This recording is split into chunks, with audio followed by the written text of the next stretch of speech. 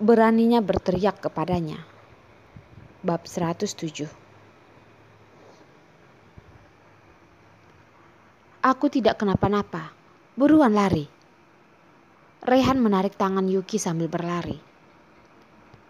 Di belakang, sepertinya ada seseorang yang sedang mengejar mereka. Lagi-lagi, bunyi tembakan pistol terdengar. Ada peluru melayang di atas kepala mereka. Hati Yuki sudah melompat ke arah tenggorokan. Saat berlari ke sebuah gang kecil, tiba-tiba sekelompok orang mendekati mereka. Tuan Rehan, lepaskan pistolmu. Tiba-tiba, ada pistol yang dingin di kepala Rehan dan Yuki. Seharian ini ada 2 kali pistol yang mengarah di kepala mereka. Perasaan ini sungguh kacau. Rehan memegang bahu Yuki yang tiba-tiba menegang. Ada urusan apa denganku? Jangan sakiti wanita ini, kata Rehan. Sepasang mata sedang berputar-putar mencari kesempatan untuk kabur. Pria berbaju hitam di belakang tertawa menjawabnya. Buat apa? Gue harus ngedengerin lo. Rehan menjawab dengan suara serak. Jika kamu berani menyentuh satu helai rambutnya saja, ingat, kalian satu pun gak akan ada yang hidup. Kalau aku ingin menyentuhnya, bagaimana? Pria itu mengeluarkan tangan besarnya dan mencubit wajah Yuki dengan penuh kebencian. Yuki menjerit kesakitan. Rehan dengan mata yang suram sekejap berubah menjadi seorang yang haus darah. Rehan mengubah posisi tubuhnya dan dengan kakinya menendang pistol yang ada di belakang Yuki, lalu memukul pria berbaju hitam yang ada di belakangnya. 2 orang baju hitam itu bersiul memberi kode, dan di sekitar mereka semakin banyak orang. Tinjuan itu sudah seperti hujan yang menyapa tubuh Rehan. Semua tenaga diarahkan untuk mengalahkan Rehan. Rehan sambil tertidur menerima tinjuan. Dia juga sambil menggunakan kontak mata memberitahu Yuki untuk cepat kabur. Rehan hancur, tertinju sampai guling sana, guling sini. Penghinaan ini belum pernah dilihat oleh Yuki. Yuki juga sudah tidak tahan. Tiba-tiba dia berteriak di depan semua orang. Cukup. Jangan pukul lagi. Barusan aku sudah lapor polisi. Sebentar lagi mereka akan sampai.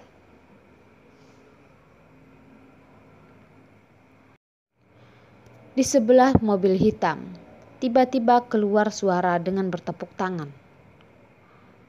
Yuki menengok ke belakang. Ada 1 orang sedang duduk di sana.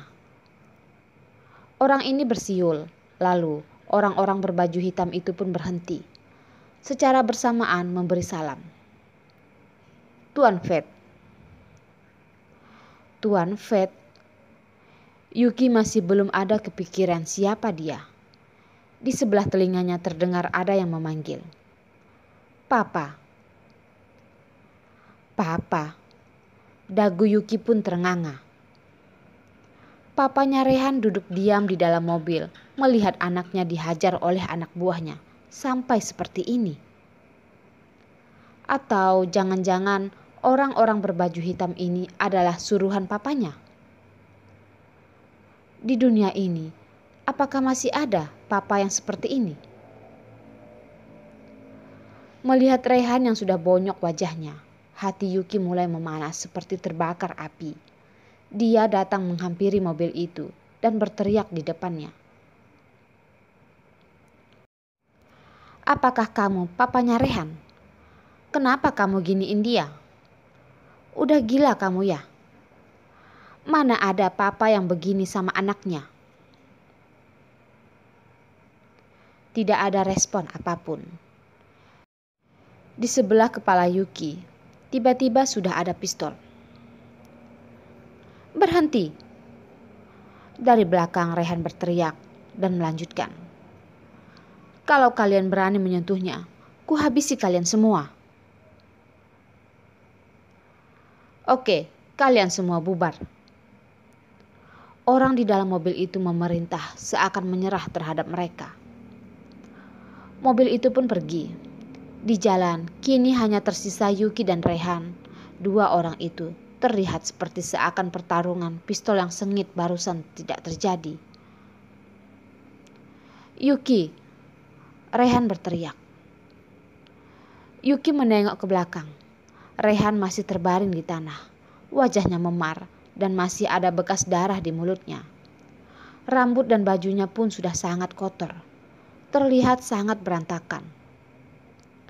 Mata Yuki penuh amarah dan dia berkata, "Siapa suruh kamu banyak mengurus urusan orang lain? Kamu tahu nggak kalau barusan itu sangat berbahaya?" Yuki baru saja ingin berbicara lagi, tetapi mata Rehan sudah tertutup. Yuki menjadi tak tenang. Dia melihat Rehan benar-benar sudah koma.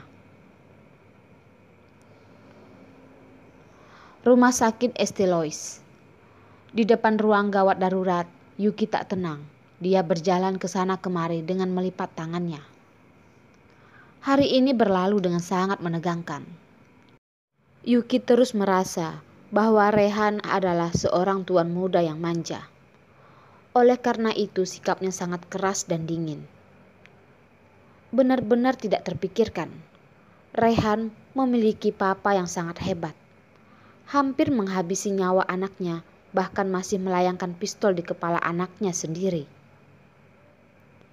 Yuki merasa dia bertemu dengan satu keluarga yang gila. "Nyonya Yuki, Nyonya Yuki." Pengurus rumah si Paman Lee datang membawa sekelompok orang. Yuki baru saja menggunakan ponsel Rehan untuk memberitahunya. Dia tidak berani memberitahu kakek Rehan. Takut dia terkejut dan jantungan. "Nyonya Yuki, bagaimana kondisi tuan muda sekarang? Sebenarnya apa yang terjadi?" "Masih tidak tahu. Dia masih dalam pemeriksaan."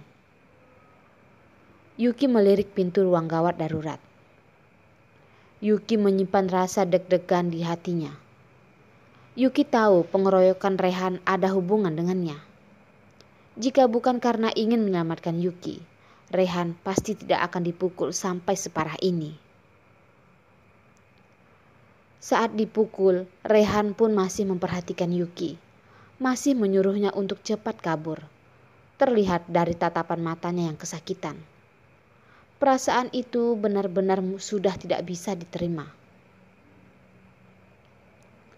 Yuki mulai berbicara dalam hatinya. Apakah Rehan benar-benar menyayanginya? Lampu di ruang gawat darurat sudah dipadamkan. Dokter keluar dan berbicara dalam bahasa Inggris. Ngomongnya sangat cepat. Yuki pun kebingungan mendengarnya. Dia hanya bisa mengandalkan Paman Lee. Tulang rusuknya patah, yang lainnya tidak masalah. Paman Lee dengan menghela napas menjelaskannya kepada Yuki. Rehan dibawa keluar dengan cepat.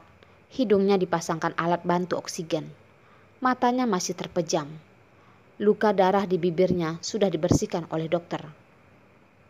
Dia benar-benar terlihat sangat kasihan. Rehan kini dibawa ke ruang rawat yang sangat mewah.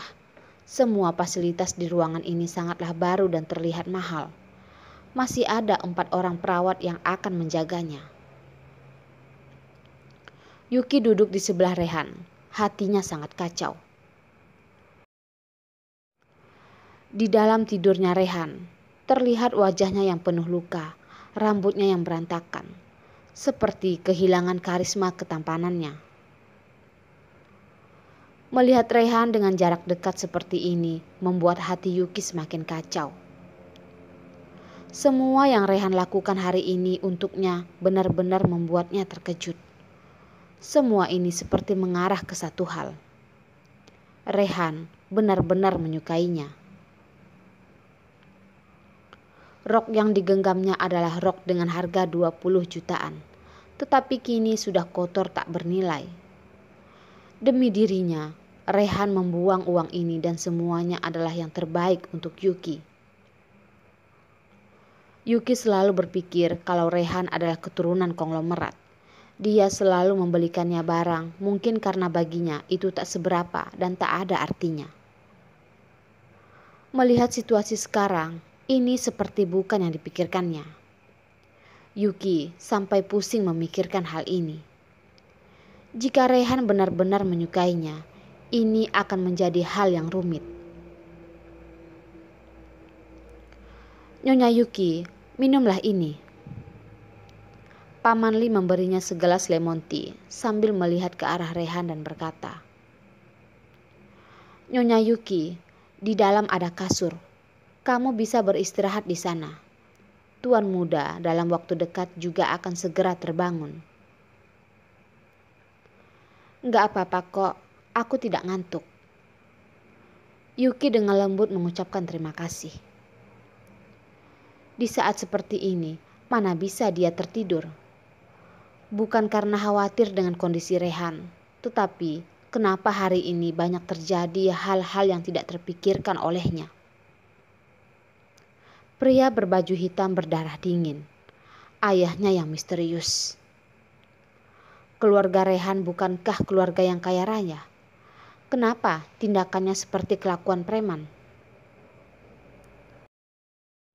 Yuki bertanya kepada Paman Li. Bagaimana sikap papanya Rehan? Mendengar pertanyaan ini, Paman Li terdiam sampai berubah ekspresi wajahnya. Dia melihat Yuki dan berkata, "Nyonya Yuki, hal yang tidak seharusnya dibicarakan, janganlah dibicarakan. Biarkan saja dia membusuk di perutmu." Sebenarnya, semisterius apa dia? Mengapa menyebutkan namanya saja tidak boleh? Bagaimana keluarga Rehan yang sebenarnya? Yuki terus menebak sana-sini, tetap saja dia tidak menemukan jawabannya. Dia pun berhenti memikirkannya. Di ranjang rumah sakit, Rehan tertidur koma dengan tenang. Mulutnya masih ada sedikit luka darah yang mulai mengering. Yuki merendam kapas di air panas dan membersihkan bibir Rehan, serta menggunakan jari tangannya untuk menyisir rambut Rehan yang berantakan. Rehan terus tertidur sampai matahari terbit, barulah ia terbangun. Sepasang mata itu mulai menatap Yuki. "Sudah sadar ya?" Yuki duduk di kursi dekat kasur sambil melihatnya. "Ya." Rehan berusaha untuk duduk dan dia merasa kesakitan sampai mengelus dadanya sendiri. Dia semakin membenci anak buah papanya. "Tulang rusukmu patah. Beberapa hari ini kamu lebih baik istirahat saja. Jangan banyak bergerak." Yuki menjawab sambil menekan tombol kasur untuk membuat kasur itu meninggi. "Sialan." Rehan mengerutkan alisnya. "Kamu istirahatlah di sini." Yuki berbicara pelan kepada Rehan. Perawat yang seharusnya menjaganya semua tak kuasa menahan kantuk, dan akhirnya mereka pun tertidur di sofa di luar ruang itu. Wajah Yuki terlihat lebih pucat dari pagi tadi. Hal ini membuat Rehan tidak nyaman. "Yuki, kamu tidurlah sana." Rehan menyuruhnya. "Aku nggak ngantuk kok." Yuki mengucek matanya dan berkata, "Apakah mau aku kupaskan apel?" "Jangan cari masalah. Pergilah tidur." Rehan semakin tidak nyaman. Yuki tidak menghiraukannya. Dia malah mengupas apel. "Yuki, Kamu menganggap apa yang aku bicarakan ini hanya angin, iya? Rehan mulai kesal, lalu berkata lagi, apakah kamu mau nyari mati? Wanita ini semakin tidak menghiraukannya, benar-benar tidak tahu apa yang baik dan buruk buatnya. Saat Rehan dikeroyoki, Yuki berani meneriaki papanya. Sebenarnya, Rehan adalah anaknya Pet. Dia yang mengajarkannya ke Rehan, tetapi selama tidak membunuhnya ya sudahlah. Tetapi Yuki berbeda. Kalau saja dia memarahi Pet, dia mau punya 10 nyawa pun tetap akan tewas. Yuki memang tidak menghiraukan kemarahan Rehan, masih saja mengupas apel untuk mengalihkannya. Rehan sudah kesal sampai alisnya berkerut. Dia bahkan menjulurkan tangannya untuk mencegahnya, tetapi tangannya sekali bergerak bisa membuat dadanya kesakitan. Mendengar suara Rehan, Yuki berhenti sejenak dan melihatnya. Sakit ya? Aku bantu panggil dokter ya? Gak usah, kata Rehan. Luka ini membuat Rehan menjadi seperti ini. Apakah ini beneran Rehan? Keduanya berhenti berbicara. Rehan pun juga tak ingin Yuki pergi meninggalkannya. Rehan dengan setengah bersandar menyaksikan Yuki yang memotong apel. Yuki memotong apel dengan penuh hati-hati, terlalu diam, seperti hari ini yang pergi melawan Pet bukanlah dia. Yuki, keberanian kamu sangat besar. Kamu berani berteriak di depan Pet. Kamu tidak tahu dia itu seperti apa. Seperti apa? Orang kaya raya Eropa yang misterius, iya. Yuki menjawabnya. Wanita ini benar-benar polos. Dia hanya melihat tampak depannya. Bagaimana ada orang yang sepolos sepertinya melihat Pet? Pet melakukan suatu hal, semua tergantung mood hatinya. Ada satu kali bodyguardnya ngomong 1-2 patah kata kepadanya. Langsung ditembak 2 kali olehnya. Kata Rehan menjawab sambil menatapnya ingin melihat respon dari Yuki.